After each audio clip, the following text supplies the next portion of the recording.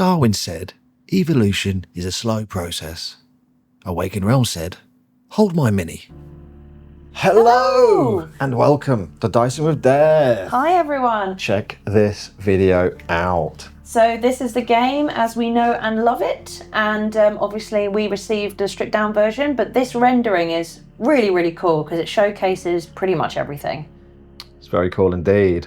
And yeah, why back now? We're not going to go over anything really that we don't want to go over. We're just going to go over the cool new additions. Yeah, definitely. That this is bringing to the table. So we received pretty much that. Yeah, absolutely. So that's pretty much what we received. And a stripped down version of this. So we received one set of ritual rings, the fiends, limited deck of you know, cards. Two characters, Oliver and Blade.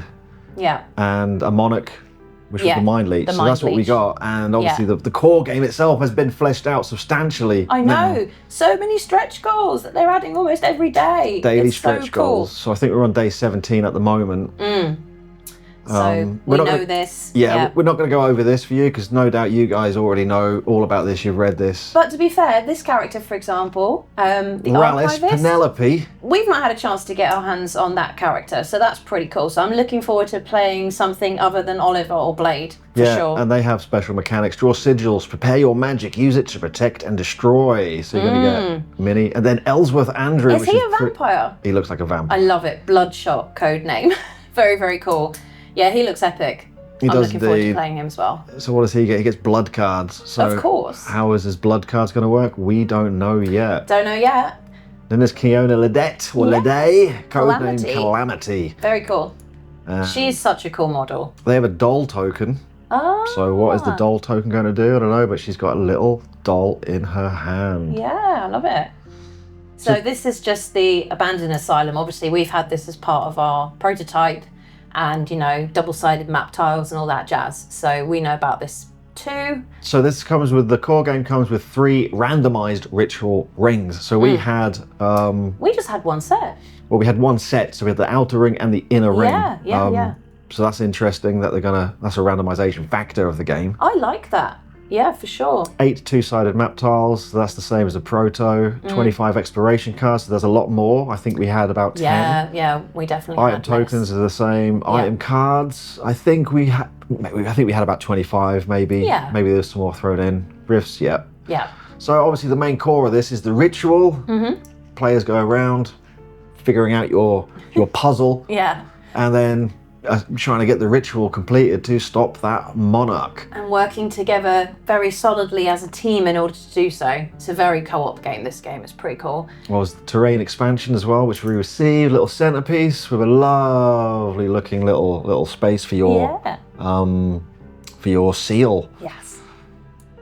16 ritual cards. So I think we received 9. Okay. More there then. That's great. We received the terrain expansion, which we absolutely love. I don't think if we had these cardboard tokens, I think we're going to opt for the terrain expansion. The little component rituals as printed components, 3D printed components were amazing. I love them. I wouldn't want to be without them, to be honest.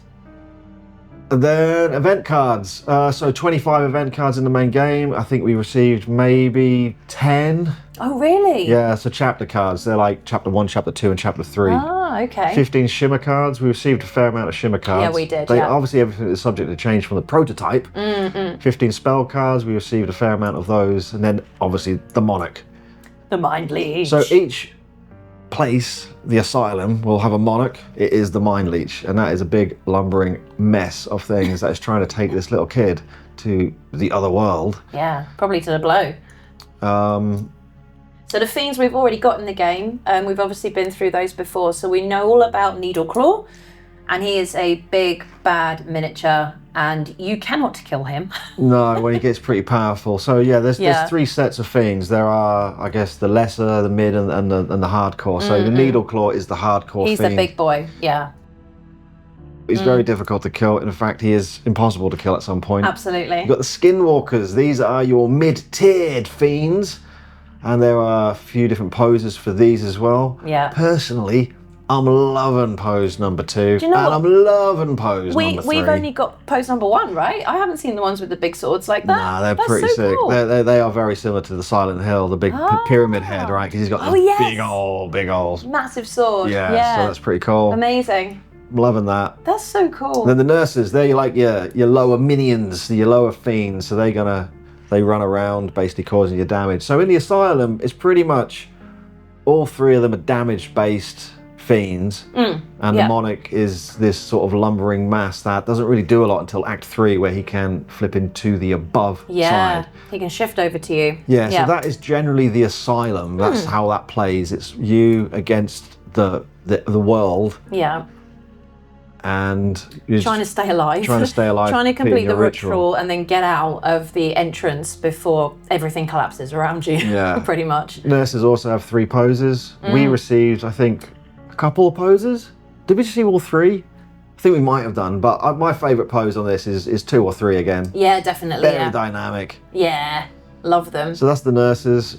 Pretty cool indeed. So they come with their attack cards, 20 of them. I believe we received around 20, but I don't know how many of those will be duplicates. I don't know how many will be changed in the last edition. So that is the Asylum. That is what you get. Yeah. And now obviously the daily unlockable stretch goals. This was kind of one of the main things we wanted to go over because there is just so much that they're adding to this game, and it is really exciting for us to watch that unfold. You know, just to see where this game's going to go. Yeah, so every couple of days they will reveal a stretch goal that will be added for free to every Gamefound copy. So, love that. Interestingly, the very first thing that they posted was day 1. It's another Monarch. I know, and everybody was saying on our video when we did our first prototype playthrough, is there just the one Monarch? And we'd been told, no, there's definitely going to be more. So we were really excited to see these become a reality, you know? So this Monarch, when you look at it's called the Infernus. So cool. And he is a big, I want to see his Mini, because his Mini is going to look like this standee, which means it's going to be this giant engine where these Emberborn are coming out from. It's going to be so cool. It's going to be so cool. So this is for the stretch goal SS Waratah. And that is going to be a vessel.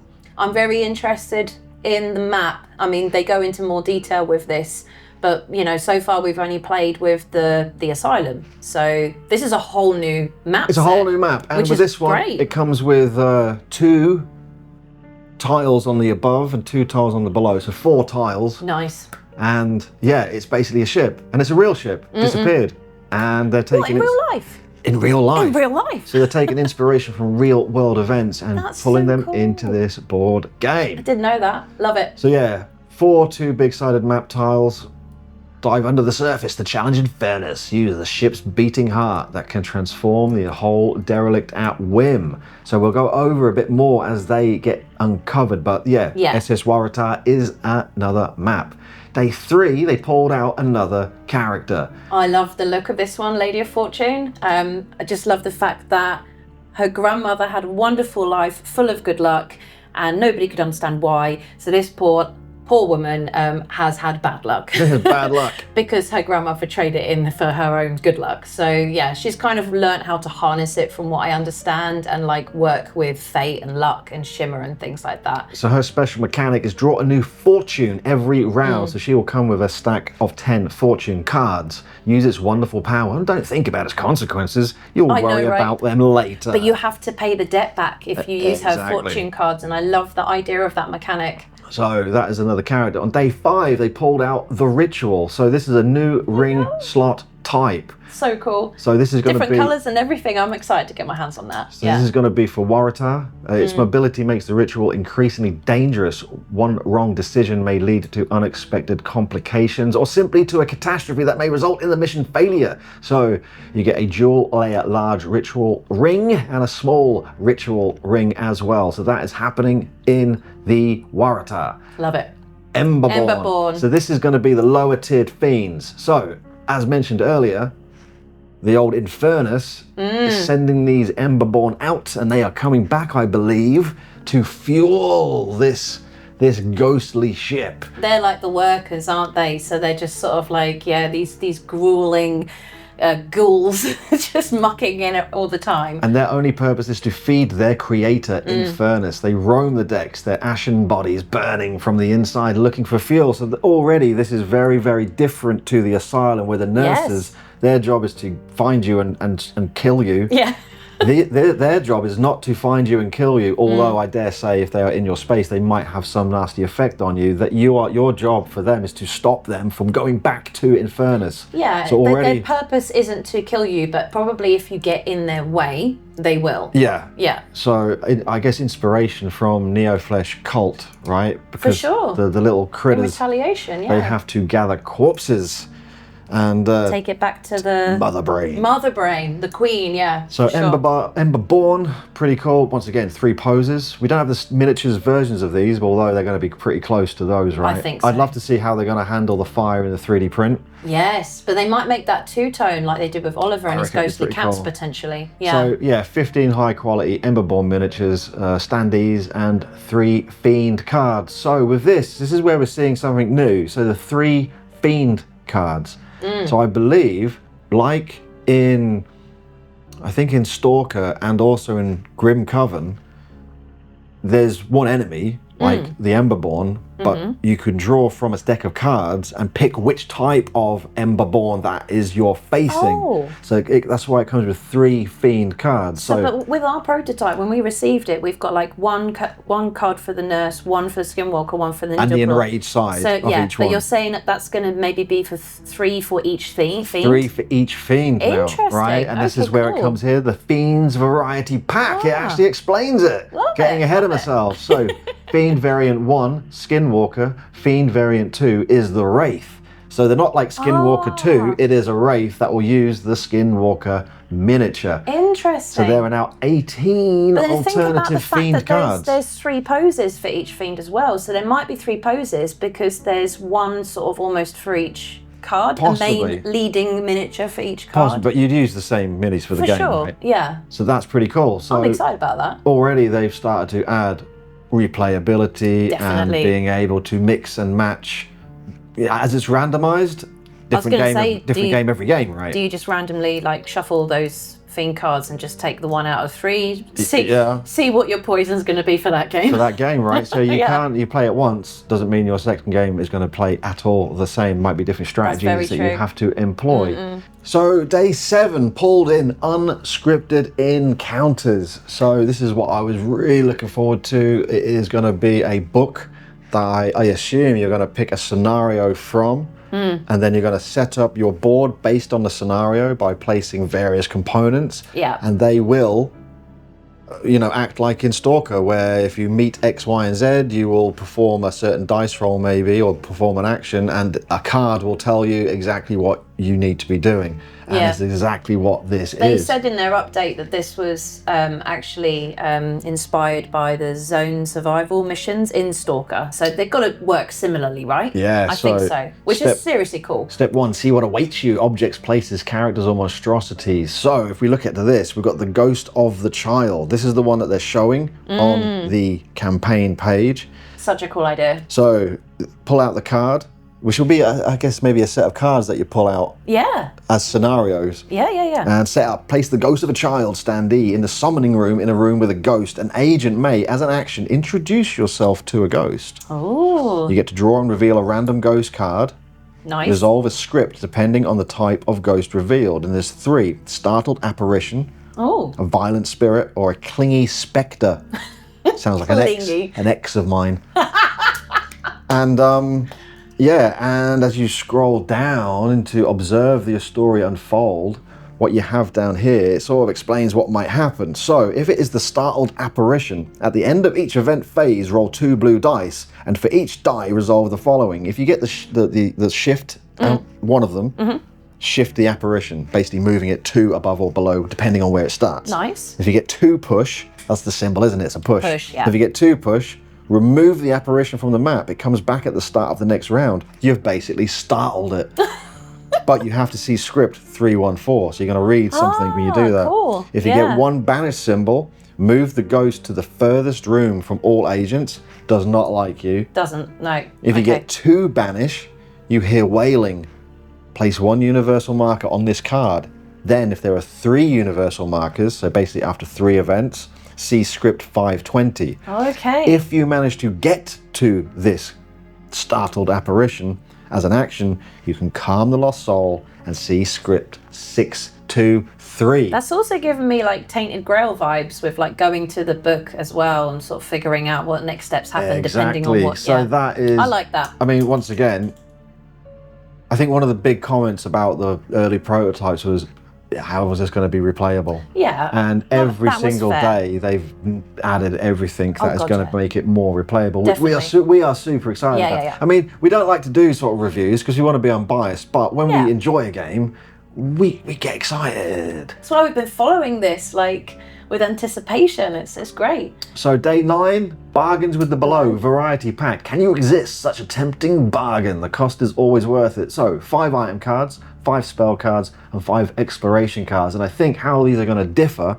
is that they will be good, but they might come with a price. For sure, yeah. So they are like push your luck cards that you will, as item cards, you'll draw randomly. As exploration cards, you will place at the beginning of a game. Yeah. And the spell cards will be shuffled into your spell deck. And then in day 9, they also unveiled the Boatswain. So this there was a vote for which fiend they were going to bring out for the expansion, right? Yeah, exactly. And this was the one that won. And I must agree, I think it got 61% of the vote. Well, I did agree. I voted. Oh, you did? I voted for this. I love this little character. Yeah, it's a great model, great miniature. So those fiends resemble warped versions of the Boatswains who, instead of caring about the crew and the ships, which is their normal duty, come on, like they would, leave behind them hazardous malfunctions and raging fires. Hang on a second, are these past crew members of like a cruise? Yeah, right. Because that's really messed up, but I love it. So that's the Boatswain. You get 4 high quality fiend miniatures in the special edition. Standees, fiend cards, and 2 fiend alternative cards. So once again, these come with their 3 different versions. Very, very cool. Then on day 11, they threw in Seal Grimoires. Yeah. So these are alternative ritual effects. They are different effects, yeah. We basically received 1 card, and that told us what the symbols on the rituals meant when you placed a seal, and that was all we received is 1. Yeah. But they are receiving 2, I believe, alternative Asylum grimoires for each of the maps. Very cool. So I believe there will be 3 in total then. Yeah, there should be for the core box, the Waratah and Pomeroy. Yeah, the expansion. Lost Diver. Day 13, which is the Lost Diver. It tries to reach the surface, but the tide follows in its wake, always struggling, always left behind, despair incarnate. And the mini on that looks amazing. So this is going to be, I believe, the big bad 3rd tier for Waratah. Yeah. The most dangerous fiend on board the SS Waratah. Go on. It's giving me Bioshock vibes. Very Bioshock, pretty cool. Second only to the Monarch itself. However, its loyalty is mainly with itself. Of course. Caught in the perpetual struggle for air and release from the depths, it carries the waves along, drowning agents and putting out fires of the lesser fiends. So this little cheeky monkey, at least on one variant of it, is going to be putting out fires as it wanders. But I believe that might be a good thing to put out a fire, but it's going to flood a room as well. As you can see on the campaign page, there are at least 2 visible cards that we can see, and we know there's going to be 3 variants. Yeah, that's true. So, submerge, suffocate, and drown. All agents in rooms with flood tokens drown. Yeah. Now, we don't know if drown means, as a mechanic, when you drown, you take 2 damage, or you're dead. Or you're dead, yeah. I reckon it's you're dead. It might be. If you're in a flooded room when this action happens, you might be dead. That would be so funny and chaotic as well. Or drown might mean he drags you to the mirrored side. I don't know. We don't know. Then place 1 flood token in your room. So that Lost Diver, he is going to be on a special, be drowning everything in flooded rooms and then flooding his own room. Yeah. If you look on his card, to kill it, it's 12 banish. Oh my god. And to push it, it's 3. And that's the unenraged side. Oh god, okay. It looks like the enraged side, maybe of the Deep Woken, which is the 2nd variant. Place 1 flood token in your room. Then all agents in rooms with flood tokens drown. Can't kill it. Infinite. So that is... Wow, that's crazy. That is 2 of them, and you get 1 fiend card. 2 alternative Fiend cards, Yeah. 2 Fiend models, and 2 Fiend standees. So obviously you can see they are potentially the models, so they're exciting as well. Then they pulled in the interchangeability deck. So this is cool, because when I was reading about this in their update, it's like, okay, well, we have, you know, 2 different worlds now, but what if you want to swap different elements of those worlds around? You want to have, you know, one monarch from, well, the Mind Leech from the Asylum move around and work in the other expansion and things like that, different fiends working in different worlds. So I really like that idea, because they're clearly showing that you can mix and match everything up. It's like every update really, apart from the character updates, has been about replayability. Definitely. And then on this particular day they went, we're going to go full-blown mental and just make the entire world that we are making completely interchangeable with the interchangeability deck. Today we can reveal the scope of B.E.L.O.'s interchangeability. In each game you will be able to pick and choose or randomize. So from the list that you can randomize, you've got map combinations, 20 in the core box, and remember the core box plus stretch goals is Waratah and the Asylum. The add-ons will be Berry, Pomery. So 20 combinations. Agents, there are 7 in the core box of stretch, and there's 4 in the add-on.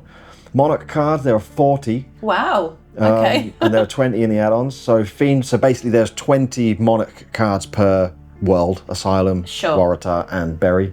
Fiend variants, there are 18 variants in the core stretch, and there's 9 in the add-ons. That's crazy. Obviously 3 per one. Ritual ring combinations, so 16 combinations in Asylum and Waratah. That's impressive. And 9 combinations in Berry. So that's going to be, I'm assuming 3. You did enough. 3, yeah, there's going to be a few, right? And rings from different settings can also be mixed. So you can take rings from Waratah, stick them in Asylum, take rings from Asylum, stick them in Berry, Pomery. Love that. Ritual cards, there's 32 in total in the core and stretch, and there are 16 in the add-on and exploration cards. 7 used every game. Also ritual cards, there are 9 used in every game. So out of 32, and if you get the add-on, that's going to be 48. There's only 9 used. So shuffle that deck and good luck getting that same combination out in, in 50 or 100 plays, right? Yeah. And exploration cards, 7 used in every game. There's 45 in the core and stretch, and there's 20. So it's a lot of stuff that you can mix and match. I'm excited. When the people in the comments on Gamefound were replayability, we want replayability, how's this replayable? Yeah. I think they have answered the question. That question has been well and truly answered. Plus, with unscripted encounters, script book tokens and special cards with evolving effects dive into the emergent stories that unfold as you play, as we went over earlier on. So, you'll be able to change your maps, change your agents, change your monarch cards, change your fiends, change your ritual rings, change your seal grimoires on what the ritual rings will do. Change your ritual cards, change your exploration cards, and add scripted encounters. I don't think any 2 game is going to play the same ever. Absolutely not. You could have 100 people all playing 100 games, not one of them is going to be the same. And every single one of them on their first play will be dead. That's the reality of this game, right? So then on day 15, they did a big update on the Infernus, which is the monarch for Waratah. Very excited for this. I love the look of the standees, and I love the look of this mini when it comes out. They haven't shown this yet, because obviously this is a big bad boy, and I reckon this is being sculpted on as we speak, changes, refinements. But as you can see on this, what can we see? What can we see down here? We have got 10 monarch attack cards, 10 monarch activation cards, 20 monarch catastrophe cards. What's a catastrophe card? 5 flame tokens, 5 flood tokens, and a monarch room tile. And flame tokens and flood tokens, which we talked about earlier, do come into this very soon. Exactly. So I'm interested in the room tile. So I reckon you're going to be randomizing potentially the room of where this monarch will be starting. So once again, that's going to change how things set up, I think, because it's a room tile, and you've already got tiles, so you're placing this somewhere. It's not like the summoning room that exists in Asylum. That's what I was thinking of as well. So as we scroll down, can we glean anything from any of these images? Survive the onslaught of catastrophe. So yeah, look, as you can see that map tile is on, and there is the Infernus on it, and there is an Emberborn coming from it, and he is stuck on that board. So maybe it's a case of when a Emberborn lands on the room tile, it comes off the map and it adds power to it. We don't know. This is all speculation at this point. This is all very secretive at the moment. As you can see, step 1, Emberborns head towards Infernus. Yeah. Step 2, the Monarch feeds on them to conjure catastrophe. So I reckon they do disappear off the board. Yeah. And maybe then something terrible happens. And I think if there's like 8 on the board, and if those 8 all get fed into the Infernus, then he is super powerful, and basically your goal is to stop them from getting in there. From getting in there, yeah, like you said, a bit like in Neo-Flesh, for sure. So we've got catastrophe cards, and as you can see, they've cheekily shown us cleansing the deck. So cleansing the deck, what does it say? All agents with fiends in rooms with flood tokens drown. Yeah. Then discard all flood tokens and place a new flood token in the highest numbered rooms in both worlds. So the floods happen again. Basically, the cleansing the deck has flooded. Water everywhere. Everything's been flooded. Everything's dead, and that's happening. They're all dead, Dave. So they're catastrophe cards, and there are how many catastrophe cards? 20 of them. Oh wow! So this is going to be like the event deck in Retaliation and Nemesis, right? Yeah. So now there is an event deck that is going to happen, that is going to cause crazy events on this vessel, and we've just seen one cleansing the deck. I would love to see more. There's going to be fire themes, there's going to be flood themes, maybe there's going to be malfunction themes and stuff like that. Who knows? That is super cool. Step 3, which bring perilous torrents and scorching flames, as you said, yes. Then they pull in a new beginnings variety pack. Yeah, this was cool. I was reading about this on our updates as well, because we've got starting abilities, and again, we've got like the stripped down prototypes, so we've only got, I think it was 6 each? It wasn't like... No, we have 1 starting ability each. Oh, right, no, I'm just talking about general abilities, sorry, but starting abilities are definitely 8 or 1 9 each. Yeah, so this is going to add more starting abilities. 1 each. For you to pick It's going to add 1 more starting ability each, so there's 11 ability cards matching the 11 characters. Yeah. So that allows you to, at the beginning of the game, to choose. Maybe your play style. Yeah. There'll be a different play style for each one. So we talked about, when we played the prototype a few times as well, like maybe getting to know our ability cards up ahead of time so we can try and like build our character to our liking. So yeah, this will be a nice new addition to that, I think. And then day 16... They did a Halloween update. This was the big Halloween update. And they teased us with what is coming in B.E.L.O.W, which is this... It's the standalone expansion. So this does not come with your special edition. This is an add-on that you would be purchasing. And this is based on a real place in the United Kingdom, in England, B.E.L.O. And it's known as one of the most haunted castles in the UK. A couple of sisters and I think a naughty little uncle. Oh. Yeah. That sounds worrying. Yeah, pretty bad stuff happening there. And day 16, Agent Samhain approaches. A cult revering a monarch from below prepares a brew that puts us in a rough position. It will make fiends turn into sharp-sensed predators, feeding on our true fears. Oh, the heads will bloat and turn orange. The more powerful the fiend, the brighter it will glow. However, we learn how the brew is made, and we devised a counterpart to arm you in the upcoming battle. With it, we have a chance of winning. So this is some 3 Halloween item cards where they look like they'd be just ritual components. Find it, place it in your room, it can be any ritual components. Then on day 17? So on day 17, they added the 5th player. Yeah. So originally this was 4 players. Yeah. And now they've added a 5th player, which means, you know, you get an extra player board, another player, all the stuff, dual layer board, universal markers, everything that you need to have a 5th player. So they're actually making this game and balancing it for a 5th player. I think to tie in with most of AR games, right? Most of them are 5-player games. Most of them are, yeah. They dropped in a solo mode as well. So it does come with a solo mode. Yeah. Obviously, you can play 2 players with you can play 4 characters. And I saw if you was on your own with a big table, you could play 5 characters if you wanted to. But they are adding a dedicated solo mode. Is that your second standee character is always in the opposite room to you. So you can start using both of them to, if you get affected in the above, you can still do stuff in the below, right?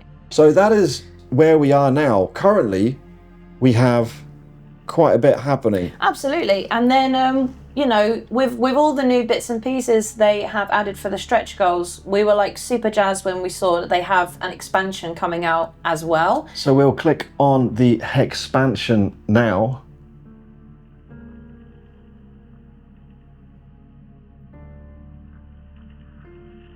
So we have Berry Pomeroy expansion. This is obviously the mini version. We're always going to go with the mini version. Oh, definitely. Because we love looking at miniatures. We love miniatures, and we love looking at the amount of grey miniatures we have, and it makes us feel really bad. Like we want to paint them. We haven't painted them.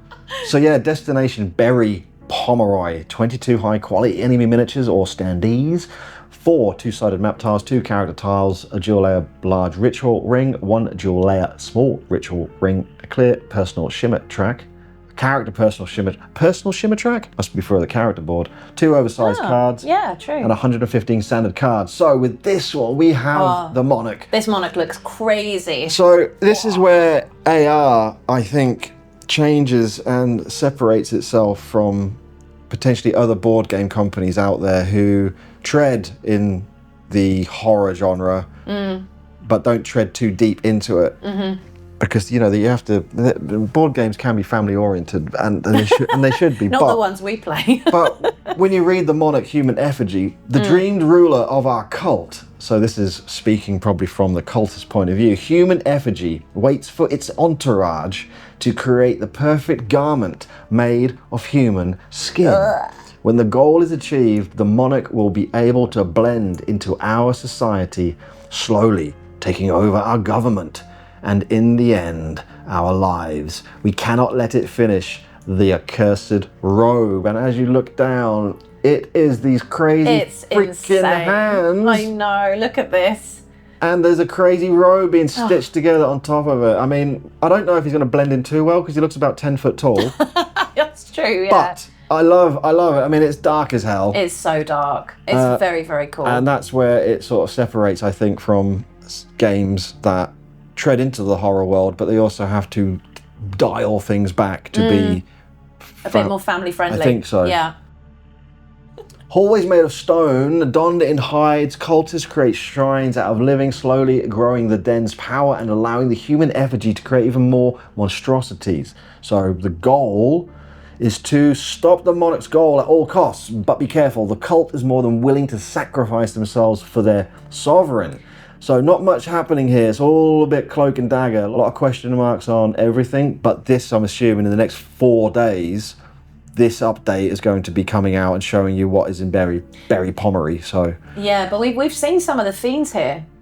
There already. Are some fiends. Yeah. So yeah, and they're very, very cool because everything is sort of like built around the idea that this Monarch wants to desperately have this robe made out of human skin, and they're all trying to help it. So let us have a look.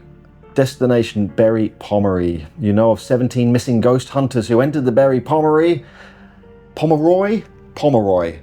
maybe, yeah, and never returned. Well, I'm from England, so I get to call it what I want. Of course you do. If I was there, I would call it Pomeroy. Pomeroy. I would call it Pomeroy, but then I would say it quickly and go Pomeroy. So, and never returned. The local police tried to find any connection to organised crime, but found nothing, because it's not an organised crime syndicate, it is mentalness. So you got 4 big 2-sided map tiles. Yeah, with artwork not yet released. So I think in Asylum it was 1, 2, 3, 4 per side. Yeah. This has now got 2 per side, so bigger. Yeah. The first of the fiends, and I believe this is going to be the big bad chonker fiend, and it is the centaur, which looks super creepy. Yeah, I mean, once again, not every robe is good enough for the Monarch. Those which are sewn imperfectly are cast aside, piling atop mangled, rotting corpses. The alluring scent of rotting meat draws in suffering spirits who don the hides to take revenge on the above. Ooh. I mean, that's pretty grim, right? And once again, there's going to be 3 variants of these as well, and that's the centaur. So it is literally a husk of a face only a mother could love. It's a crazy little thing that has this. It's trying to cover itself and go, oh, look at me, I'm blending in. You're not yeah, blending right. in, mate. Not down at Morrison's, no, they all know who you are. Oh, they work at Morrison's. I know, right? That's what happens when you work there. So you've got 3 high-quality centaur miniatures, 3 fiend cards, and 2 anointed fiend cards. Anointed? What's anointed fiend cards? Oh, I don't know, actually. anointed. Maybe if they do certain things well, that they the can monarch, level up a bit. the monarch anoints them. Oh. Leveling them up. Yeah. Yeah, it has to be. The seamstress. Seamstress's call. So seamstresses prowl the castles in search of fabric that will please the monarch's taste. She will weave strands of your hair, strips of your flesh, and even your nerves into a robe worthy of our sovereign. Ooh. Absolutely crazy once again. Mental and very, very cool. Look at those like hooks for hands. Like that's absolutely mad. Hooks for hands, 6 high quality seamstress miniatures, 3 fiend cards, and once again, 2 anointed fiend cards. So already we are seeing how the Berry Pomeroy is going to change how the monarch affects the fiends, how the fiends affect the monarch, and how you probably have to deal with this situation. And then the cheeky cultists. It's funny because you were talking about this early on, actually, that you thought the game would be cool if it had cultists. And there they are. I think it needed cultists, and I think... If you're going to have rituals and stuff like that, I think, you have to. I think it was always on the cards. I reckon, you know, AR just didn't start with this and go, let's make it up as we go along. I think they have a roadmap, and they are listening to the community and adding to this roadmap, but I think cultists would have always been on their roadmap. Always been on it, yeah. I agree. Once humans, now husks, emboldened by B.E.L.O.W to hunt people for their skins. They collect hides and offer them to their monarch. So maybe once again, these creatures, these cultists, are going to be not focusing on you. Their goal is to go out, get some hides, and create. I believe in this, they are creating the effigies. Yeah. So 3 poses. They might be scuttling back to the monarch, and maybe you have to stop their progress, or scuttling back to some kind of a room on the map which allows them to make the effigies, and you have to stop them getting there. I reckon. Something along those lines, I think. I think in retaliation there was a cultist. When you kill the cultist, sort of bonuses or not bonuses happen. Well, it stops some of the neo-flesh intruders having special abilities and makes them easier to kill, put it that way, you know. But I love these miniatures so much, the ones with the bunny masks, and they remind me of something I've seen in a horror movie, and I cannot remember what it is, but very, very creepy, very cool. And they're going to have variations of them as well, right? They are pose 1, bunny rabbit head. We've got 2, which is like a wolf fox head, I think. And yeah, I think, well, no, 2 looks like these crazy horns? I don't know what that is. They're big flappy ears, like a sheep's mask. But yeah, pretty cool. And once again, 2 anointed fiend cards, which is interesting.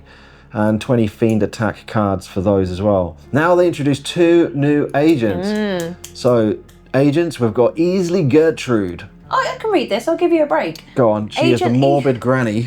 Agent Easley exudes an aura of unrest, the result of years of service and communing with Shimmer. The agent is the only person whose body and mind feed on Shimmer and who is able to shape and expel it at will. She often requests assignments to actively endangered areas, as only in B.E.L.O.W, when she is brimful of Shimmer, she can feel her youth again, and her code name is Morbid Granny. Morbid Granny, so she controls the Shimmer at will, so that is going to be interesting, because no one does that yet. No. At least that we can see. We get random cards when we pull Shimmer, so maybe she can choose? Oh, I don't know, but a special mechanic is to control Shimmer, shift between worlds, and gain great powers while in the B.E.L.O.W. But Agent Saeed. Saeed Amir, codename Soot. Agent Saeed read a tome from the 8th century and learned to control strands of the endless void. Then he formed a cult to summon, as he thought, a god who would grant him even more power. It ended up in a gory catastrophe when instead of an expected god, a monarch appeared. Only Agent Saeed survived, broken because his beliefs appeared false. Then his mind recovered, he joined the humans to fight against the forces of B.E.L.O.W. So this is Saeed. He has controlling this void, and his special mechanic is to embrace the hazardous void and balance between support and offense or face serious consequences. So something's going to happen with him. He gets quite miniature tile ability cards, but he is going to have 8 void cards. So that is going to be interesting to see more about Saeed. Obviously the ritual. It has its own ritual ring. I mean, none of this has been, you know, finalised yet, but I'm excited to see what it's going to turn out to be. 20 event cards, 10 ritual cards, 2 ritual ring effect cards. Now that might change to the grimoires. It could, yeah. And that's pretty much it. Is it, ladies and gentlemen. So having a quick look at other bits and bobs, we've got the agent dossiers. They are Well, from what I understood, they're kind of like, they'll give you a bit more of a background of the agent. And even though B.E.L.O. is not a campaign, like every time you might play a game, you can unlock a little bit more of their backstory, and then you gain more ability cards or cards that will give you another sort of like, you know, feather into your cap. So if you do an achievement within their story, like you pull out a card, you read it, and maybe there's X, Y, and Z that you have to do, and if you complete your achievement, you will gain the card. yeah, Or and then if, like apparently us, it's yours to keep, and you can use it in future games with that character. So you could. So Yeah. you could play it like that, or just take the card out and use it anyway. Right? You could. you cheating little Billy. Let's start that bit again. So in the Halloween special update, which was update number 12, they discuss this, which is this is something really interesting because We've talked about this when we started playing the game. So Yeah. one of the things as we were playing it, as you move to the above and to the below, when you shift, you instantly look to the mirrored side, and Yes. then you have to change your perspective a bit to go, it's not there, it's on the left hand side, as you can see by this section.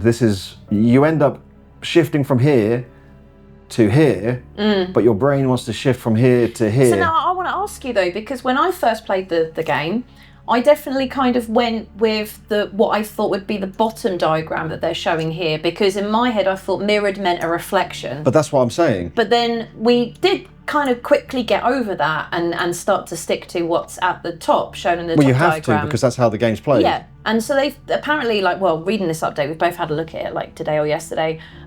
They had a bit of a vote, and it's inconclusive which way they want to go yet, because it's kind of like, I guess people are split down the middle. But I think they're leaning on towards this bottom one. Do you think so? Yeah, and I think it would make sense. I think visually, when you're using terminology like mirrored, that makes sense to me. Well, I'm just going on my initial play, where every time I shift, I look to the mirrored side, and then I have to adjust. I don't want to be having to change the flow of my brain state. Got it. I want to be able to go, I'm going there. And also what they're adding as well is that they're going to add landmarks.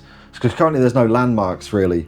So you don't really know what room you're in. And personally, I want rooms to have landmarks. I want to know if I'm in a boiler room, or if I'm in a store cupboard, or if I'm in an office. I want to say if I'm in an office. And there's one reason, well, there's two reasons. One, it makes identifying where you are on a map easier, to communicate easier. Sure. And two, at the end of a game, I want to say if I got screwed over by a needle claw in an office, not in room number 30. No, I hadn't thought of that, because I guess, the only sort of difference in the rooms is their number. The number. Yeah, that's a good point. I would love to see every single room to be Have a name? To be unique, whether that's artwork.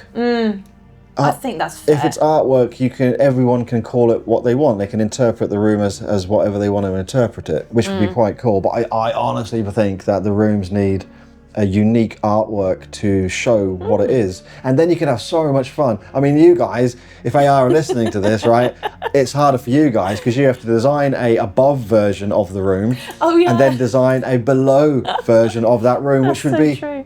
a big undertaking, but absolutely awesome. It would be amazing. You've got a couple of years to sort this out, right? Yeah. But yeah, I would love to see rooms that are unique, visually cool, that at an instant glance you know where you are. Yeah, and then when you go to the mirrored room, you can see its cool below screwed up version, and you can have a lot of fun with that. Yeah. I think, ladies and gentlemen, until they do more updates, that is going to be it. And there might be an update dropping before this video or after, but check it out and enjoy it. It's up to 1.6 million English pounds. $1.8 million, so it's been successful. Over 7,000 followers, 7,000 backers, and there's 4 days left. Ladies and gentlemen, we thank you for watching our shorter video. We hope it's been informative. It's been fun for us, and we'll see you maybe on another one. I don't know. Give us a thumbs up. Put some comments in. Let us know if you like the format. Please subscribe if you haven't. Let us know if there's any things that we did that you would like us to do differently, because this is our first time doing it, right? And yeah, we'll see you next time. Take care. See you later. Bye.